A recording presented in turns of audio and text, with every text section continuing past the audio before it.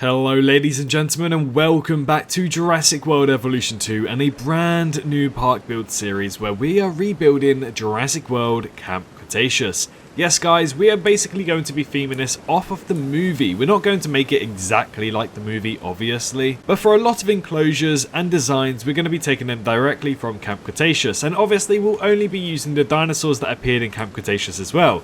Off screen, off camera, I've quickly designated and created this really nice area. Unfortunately, I don't think guests are going to go down here, which is a shame. So I might have to connect a path somewhere going out of here so they have a purpose to walk through here. But this is a little dining area.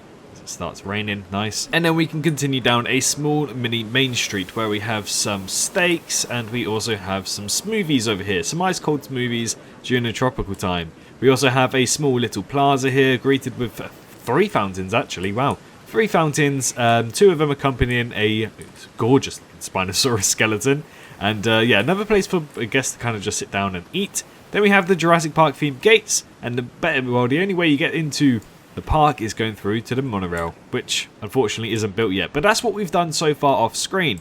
Now we are going to be building a kind of main street over here, so that's one of the first things that we're going to be doing. And we'll also be creating our first ever enclosure, which I kind of want it to be the Gallimimus. So we're going to check this out and give it a shot. Now if I haven't actually said it yet, this might actually be a speed build where I actually build quite a lot. And I just speed it up for you guys to enjoy and watch it as well with some music in the background.